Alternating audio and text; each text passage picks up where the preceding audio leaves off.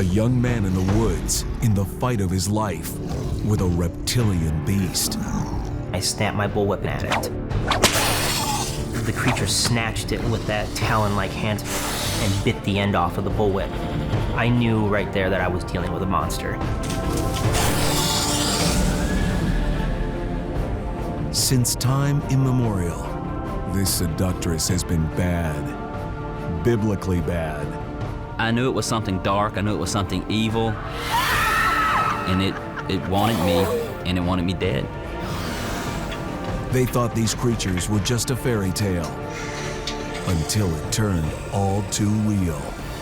There's no emotion that could ever describe how I felt at that exact moment. I felt like I was literally going to be eaten by this creature.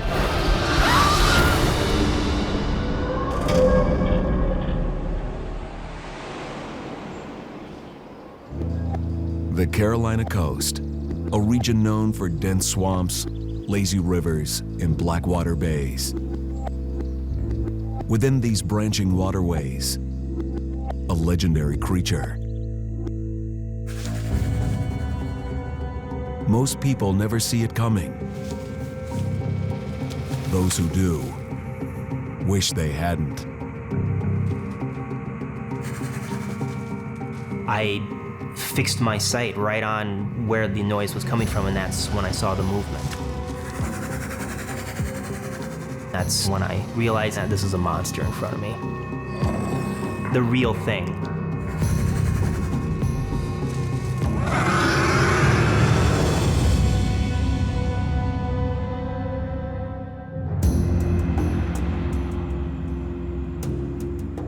In the heart of South Carolina, the town of Bishopville is a quiet, peaceful place to live. Bishopville is a neat little town. It still has a main street. It's a nice, quaint, small town America. Yet overshadowing this idyllic town, rumors of a cold-blooded beast. Reporter Dan Torgeman will never forget the day that Carolina's monster legend landed on his desk. My colleagues told me, regardless of what you've done until now or what you might do from here on, this will be the story that people will remember you by. And it's true. On February 28, 2008, Dan caught a story. Right away, he knew this one was strange. A local family was claiming to have evidence Carolina's reptile man was real. Dan and his camera crew set out to see the evidence firsthand. From the initial report he filed, you can hear he's baffled. Bob Rawson looks down at the blood on his van, all the claw marks, and check out the hood. Literally bit. And you can feel it underneath where he's bit right straight through here. Who he is, a point of renewed debate in these parts. Some sure they know the only creature capable of this kind of damage. They say it's the lizard man. If it is the lizard man, he's back nearly 2 decades after first being spotted near Scape Ore Swamp. No one's ever been able to confirm an account of the 7-foot monster with green skin, 3 toes, and a 3-fingered claw. When I first saw the damage, I was surprised at how extensive it was. You could see what appeared to be claw marks on the hood and on the front bumper. You could see holes from what appeared to be something biting down. It would have taken more than just a dog to have caused that damage. Yeah, I couldn't believe it. 20 years earlier, sightings of a lizard-like monster plunged this Carolina town into turmoil. I heard about the lizardman about the same time everybody else heard about it. A little gentleman by the name of Chris Davis who'd had a flat tire on the Browntown Road, and while he was changing it, something came up and pretty much attacked his automobile.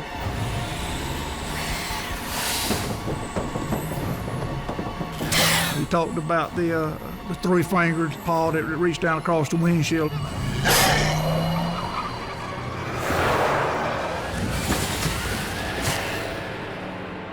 The eyewitness report drew hundreds of curiosity seekers to Bishopville.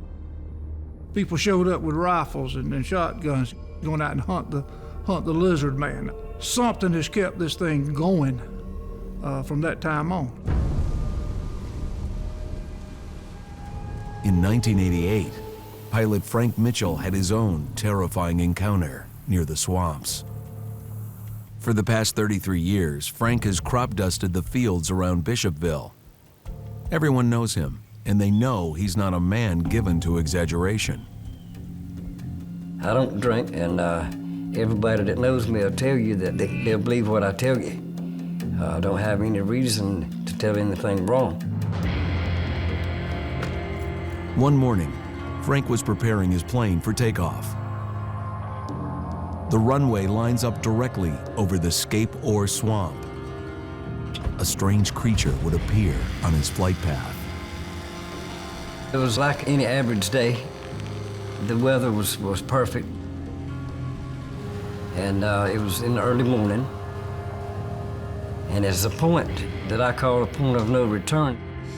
You're either going to lift off because you've already got your takeoff speed, or either you're going through them woods, you know.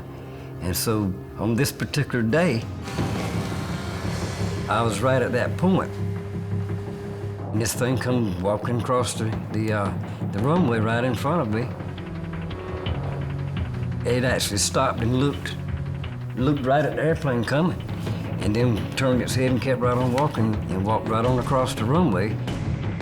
It was greenish brown in color. I couldn't tell if it was scales or if it was skin. And it had a face kind of like a monkey, but a longer face than a monkey. This thing was in an upright position. It looked like some of both animal and human. Frank circled back to get another look. By the time I made the turn, the creature walked across the runway and into the woods, and I never did see it again. Frank Mitchell has a significant encounter because in his case, he saw a strange creature before it was common knowledge or in the news.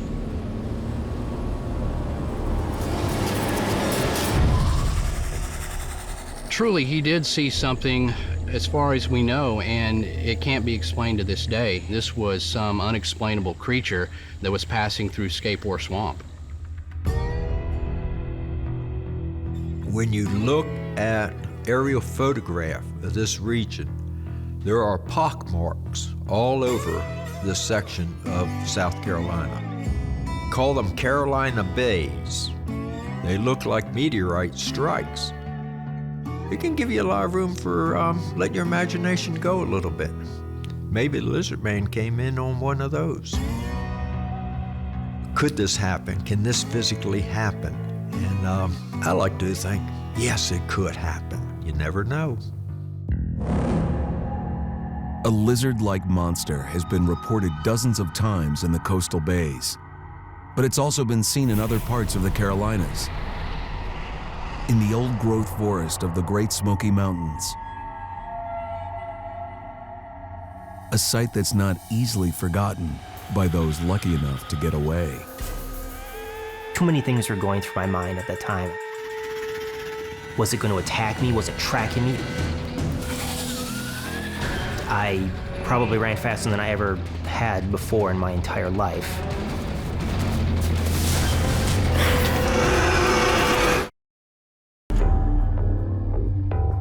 In the Carolinas, there's a legend of a bizarre lizard-like monster. A two-legged mutant covered in scales. One look at its burning yellow eyes makes the blood run cold.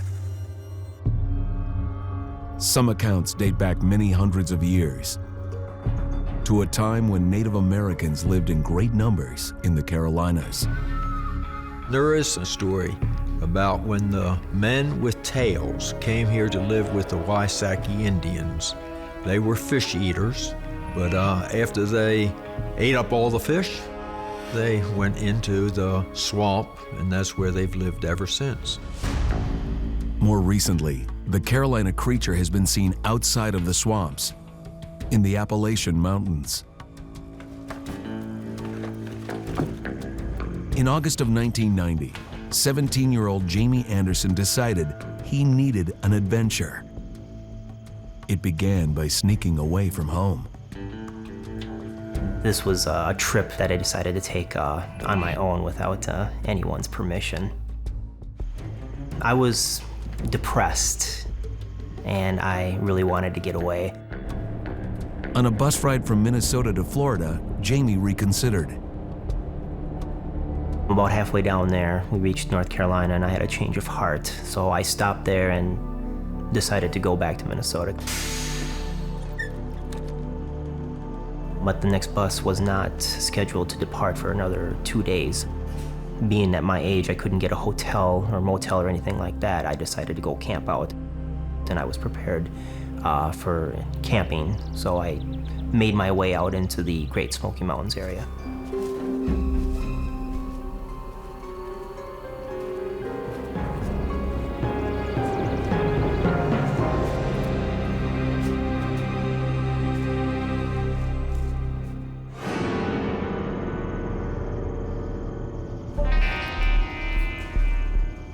Knowing that the Smoky Mountains were home to the densest black bear population in the eastern United States, Jamie came prepared to defend himself.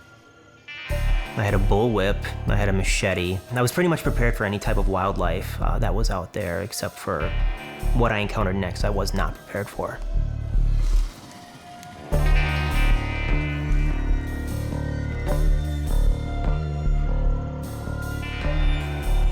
It was around 1:30 in the morning, and I woke up from just this god-awful sound. My heart jumped up into my throat, the hair on my arms just stood straight up, and I immediately started looking around. My first thought it was a cougar. So I grabbed the bullwhip, and I started looking around for any signs of something stalking me. The noise was definitely closer. And that's when I saw shadows in the bushes sort of moving.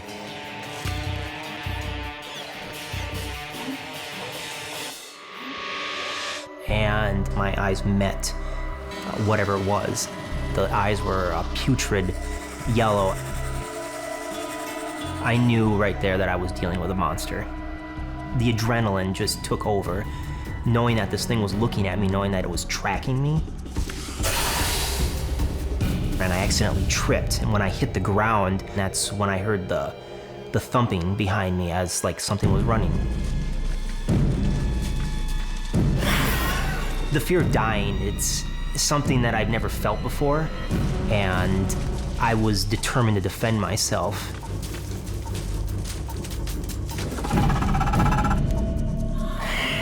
Jamie Anderson cracked his whip.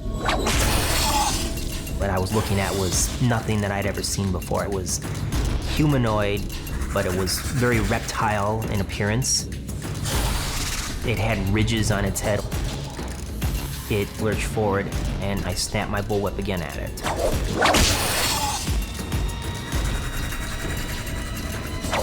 The creature snatched it with that talon-like hand of its and bit the end off of the bullwhip. And I ran. I probably ran faster than I ever had before in my entire life. The only thing that was really going through my mind at the time were how much distance I could put between me and this thing, whatever it was. Jamie was so desperate to escape, he dove into a cold mountain stream. When I got to the other side of the river, I got out and I immediately started scanning the area, looking around for it. I didn't know where it was. For all I knew, it could be in the water. So I decided to put some distance between me and the river. I must have been walking for 6 hours at least. And that's when I ran into Cherokee Indian and asked if I could get a ride back to the bus station. I looked pretty beat up, scrapes from tripping, and I was still shaking from the whole experience. What happened to you? Something inside me told me to just tell him. And there was a very long pause there, and I thought, oh, he's gonna kick me out of the car for sounding crazy. He goes, "You're lucky you only ran into the one." Let's go. We just left it at that. We didn't talk about it anymore. I go back through folklore and hear stories that have been handed down for centuries that now scientists are finding out they're true. The same thing could apply to the lizard people. They may be out there, and we just haven't found them yet. I used to walk the runway at night. I like to get out and just walk, look at the stars and whatever, and listen to the sounds. I don't walk the woods no more.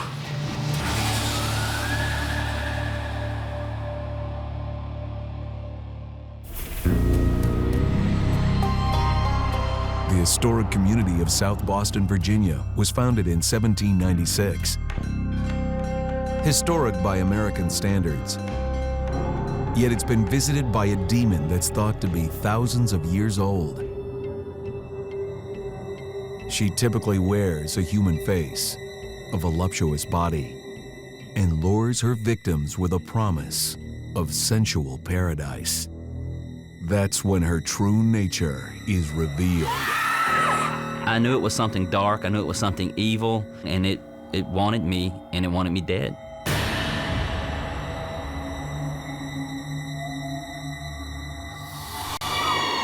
A succubus is generally accepted to be a demon that has a sexual element to the way in which she manifests. Some of the most common descriptions describe something fiery about her eyes, an unnatural heat to her skin. Sometimes she will have non-human elements to her body. Minister Russell Irby routinely warns his followers about the temptations of evil. He himself encountered a devil in the flesh at a time when he was especially vulnerable to attack. What you want to hear about today, counselor? I'd been a correctional officer for a while, working at the maximum security prison, and then I was promoted to counselor. And they needed someone to work with sex offenders. Tell me about your case. You want to hear what I did? I would do counseling with them, trying to see what were their issues, what were their triggers, and seeing if they could work around those triggers and stay away from those things. Spending long hours at the prison took a psychological toll on Russell. Two things was happening. One, disgust, but at the same time, found myself wanting to learn more and get more into it, wanted to read the cases. So I'm having this fight on the inside of me. How can this both be exciting to me, but at the same time be totally disgusted by it?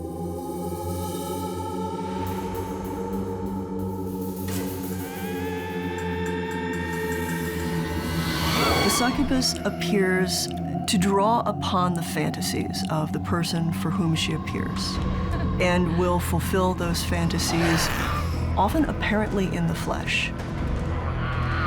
It's a fear that's beyond human, because you know you're dealing with something that's not human. And it feels like it's something that can just do more than kill you.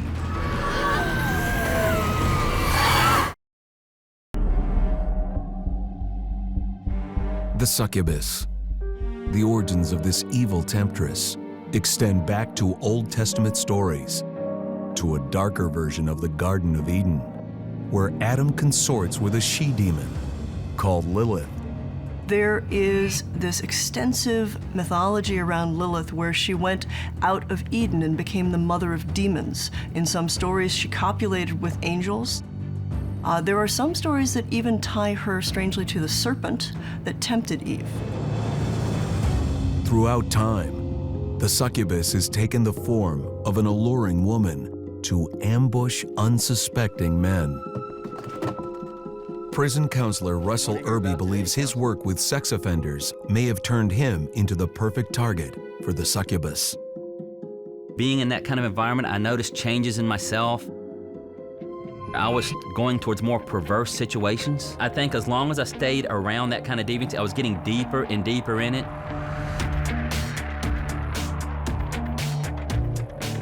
The succubus is attracted to someone who has repressed sexual urges.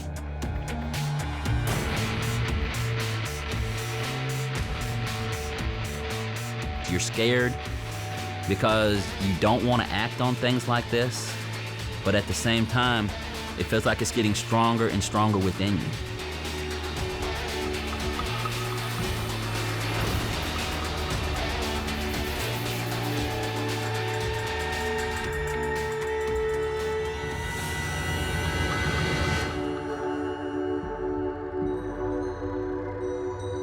One way a succubus comes about is she's partly built from those thoughts, those fantasies, those dreams. It is believed that she draws her power from the person that she's preying upon.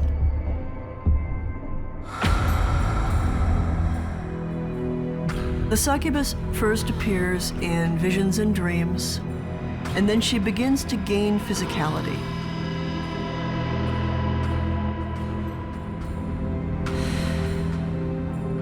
I was like, well, something's not right here, and that's when I woke up. And I could feel that thing there on the bed beside me. She looks enticing, but her intent's pure evil.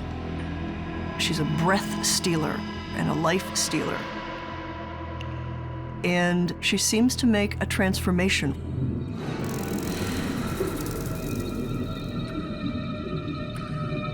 From this gorgeous, captivating, beautiful woman, the darker nature is revealed.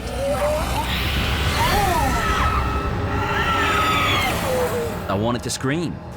I have air coming in, I have air coming out, but I couldn't make a noise. My hands were above my head.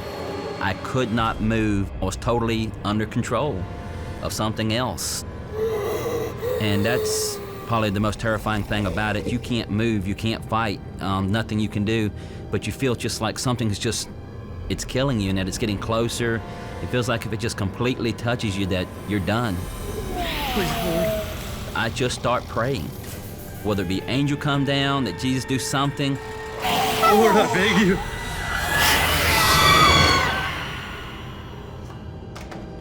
I reached over and grabbed the pistol off of my nightstand. Don't move!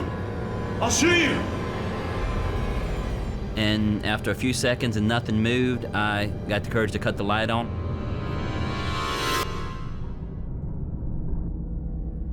The succubus had tried, but ultimately failed to turn Russell to the dark path. A wake-up call that led him to make changes in his life. Told my boss that I could no longer do the sex offender counseling. I could no longer work the isolation death row, that I was done. I needed to cycle out of it, and I was told that I couldn't. No one else wanted to do it. So I told him I was done. Russell Irby was able to derail the succubus's trap. Another victim came even closer to peril.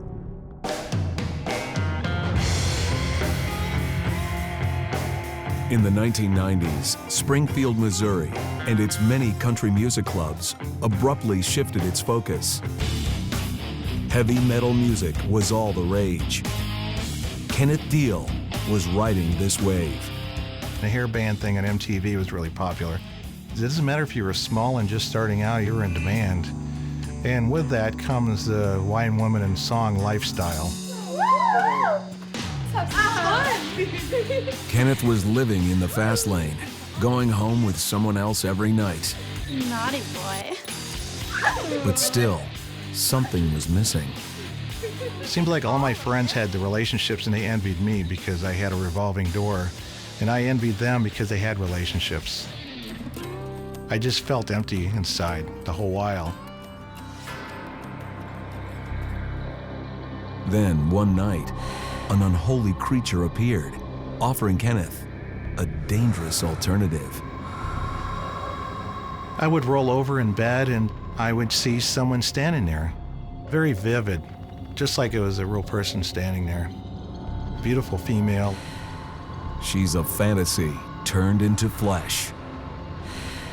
but it becomes clear what she wants is to possess the person utterly and to devour them on a level that goes deeper than the flesh.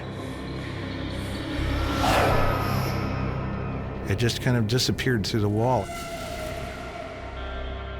Kenneth dismissed the experience as a wishful fantasy.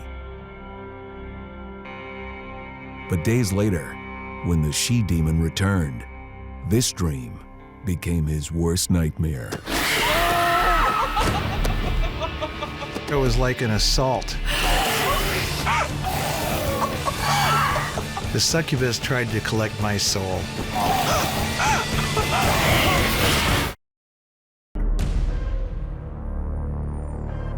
In the pantheon of monsters, the succubus is unique. At first, she seems an enticing flower, drawing her victims in like a voluptuous Venus flytrap. Get too close, and those moments of sweet nectar will be your last. Different accounts identify them differently. However, most of them agree that they are lushly sexual, sensual women. Once she's been accepted and invited in, she begins to wear away at the person's health and vital spirit. In the 1990s, life for Kenneth Deal, a heavy metal musician, was a blur of sex, drugs, and rock and roll. During a stream of one-night stands, Ken is certain he encountered a succubus. At first, her visits were alluring. Over time, her appearance may change or shift. And so what appeared to be the woman of your dreams turns out to be the woman of your nightmares.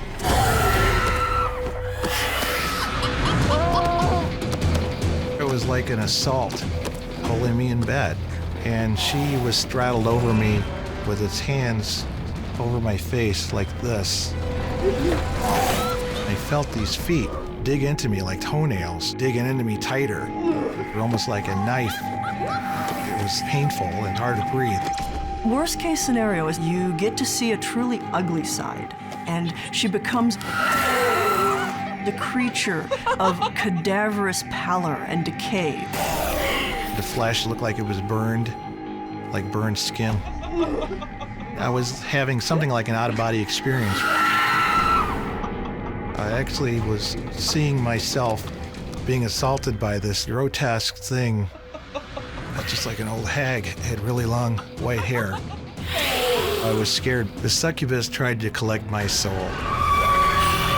I had to break this thing so it couldn't escalate further. I'm gonna throw it off.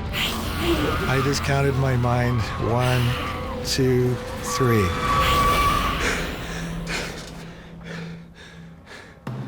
And I get up, and there's nothing there. It would just like magically just snapped out of there and it was gone. Because most interpretations of the succubus identifies her as some type of demon, the cure is to somehow drive her off through faith. It's the person who she's appearing to who has to draw a line and drive off this spirit that's preying on them. After witnessing the true nature of the succubus, Kenneth took action to protect himself from her wrath. If it did this once, what's going to happen when it comes back again? Going to the church and getting involved with the sacraments was the thing that I had to do to get this monkey off my back. They'll kill you. They will kill your family, spiritually, and they will take you down and get rid of you.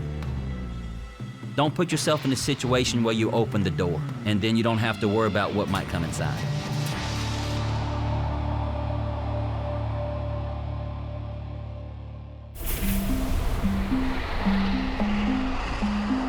Napa Valley, California. To most, this is wine country, an idyllic tourist destination, a picture-perfect way to spend a weekend. If you're smart, you'll stick close to the vineyards and avoid the steep road that snakes its way west, out of town.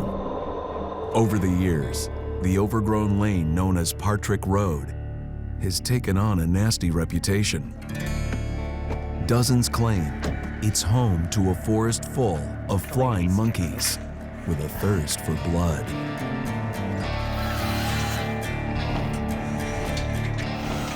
I'm questioning what I'm seeing the whole time I'm looking at this. I can't really comprehend it in my mind. Can this all be real?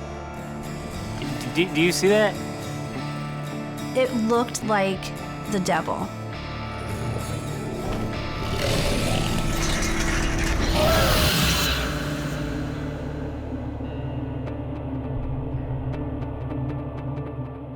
Scores of Napa residents have heard the story.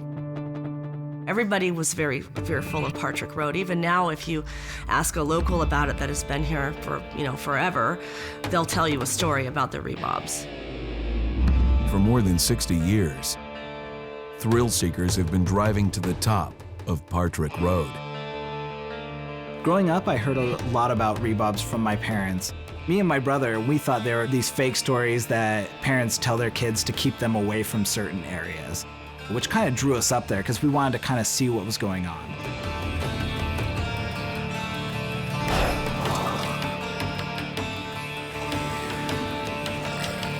What I heard and saw over there scared me more than anything I had ever witnessed in my entire life.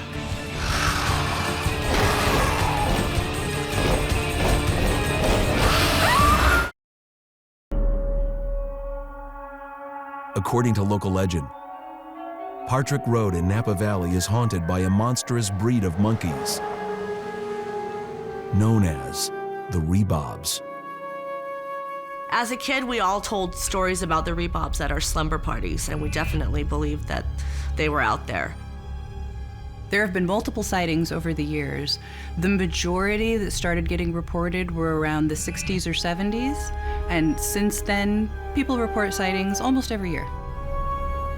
Adam Danielski is a program manager for a software company. When he was in his teens, Adam, his older brother, and a few friends decided to go camping at the top of Partrik Road. Curious to know if the legend was true.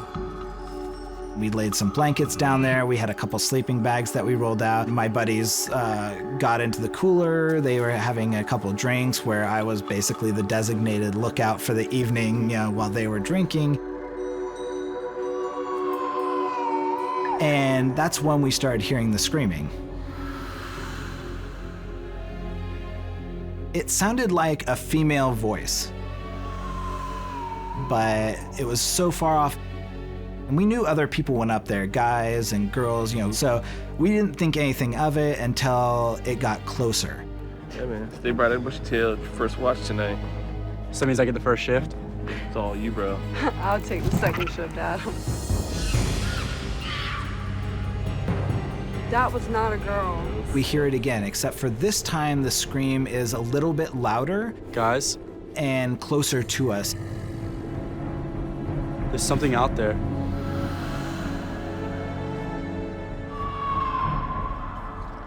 We were a little too scared to even go back to the car at this point.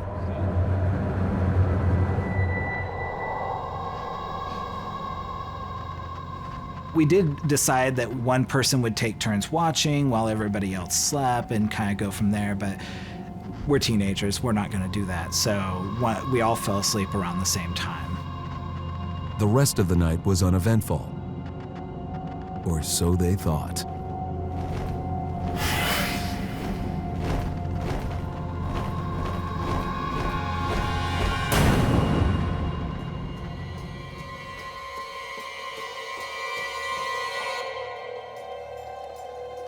I think it was around 7 a.m. when we first woke up.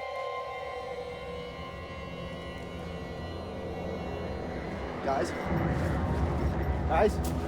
One of our friends stands up and we look over, and from his left shoulder down to about his right pectoral were 3 very distinct scratch marks. We kind of looked at him like, what caused that? Because we know that those weren't there prior to the evening. Okay.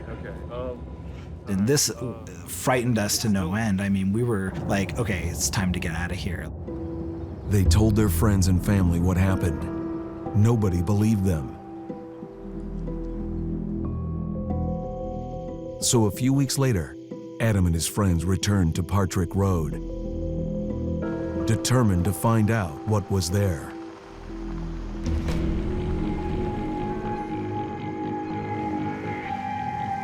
Once again, it's pitch black. All we can see is kind of the dust around, the shadow in the headlights.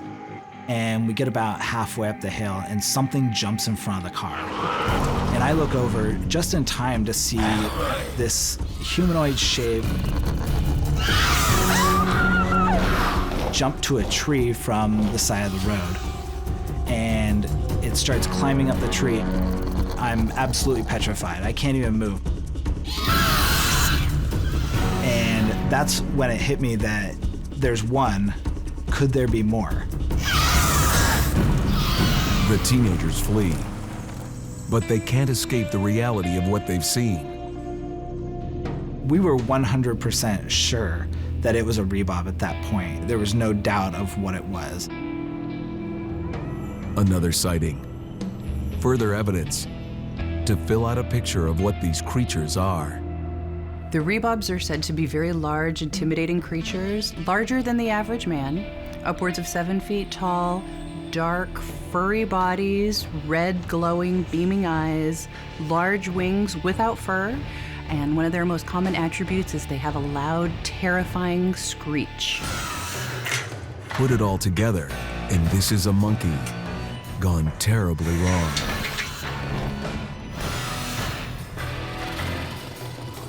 It looked like pure evil to me. It looked like the devil. Do you see that? In my life, I've never been scared as much as I was that night. There's nothing in this world that will ever make me go back to that road.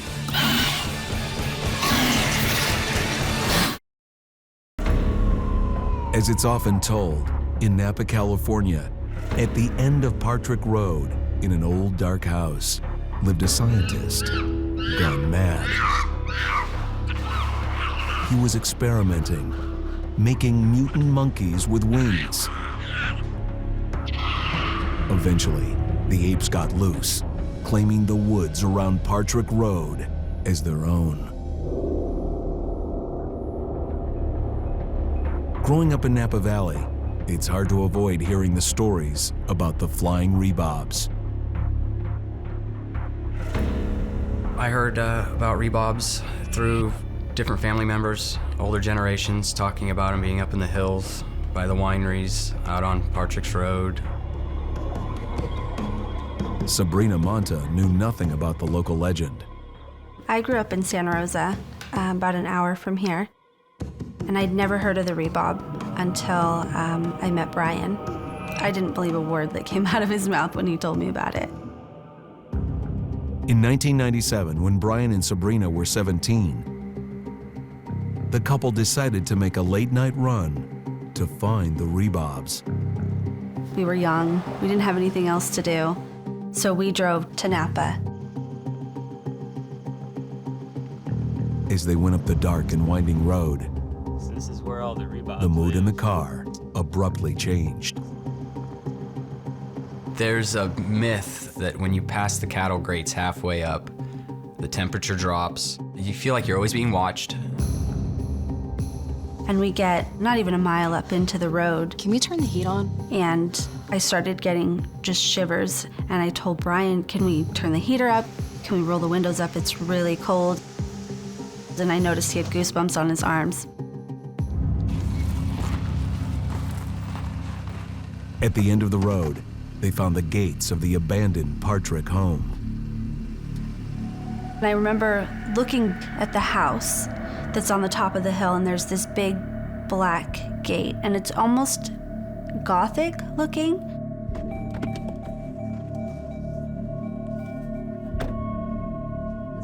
I remember telling Brian, you know, this is silly. We need to go.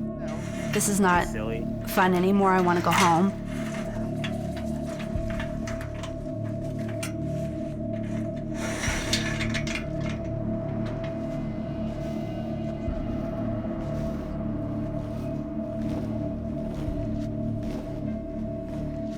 hear that?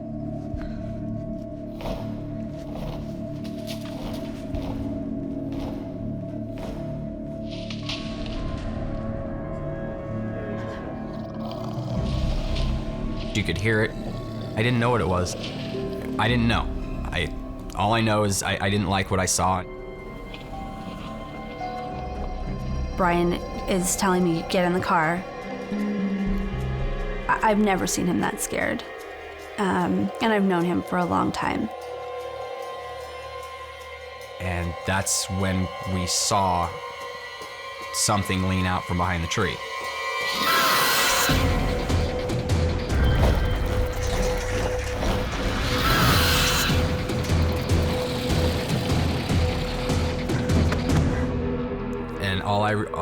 What sticks in my mind the most is the eyes, the big red eyes, the penetrating look.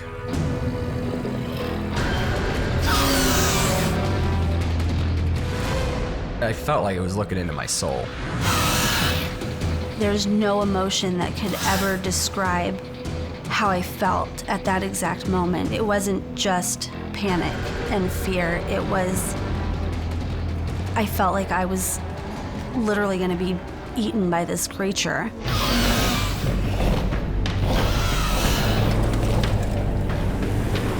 They jumped into the car and raced to the bottom of the hill. What was that? Only then did the teenagers feel safe enough to admit what they had seen. Brian was the first one that said, I saw the Reebob. And then I said, if you saw what I saw, is this what it looked like? And he described in detail everything that I had seen. He had seen the exact same thing. It proves that you're not crazy. You didn't just imagine something. What you saw was actually there. For those couple of seconds, it was pure terror. For those who have looked into those blood-red eyes, the fear lasts forever. There's no emotion that's going to be stronger than real fear and really seeing something that is not natural. After seeing that, I don't feel like I'm ever going to be that scared again.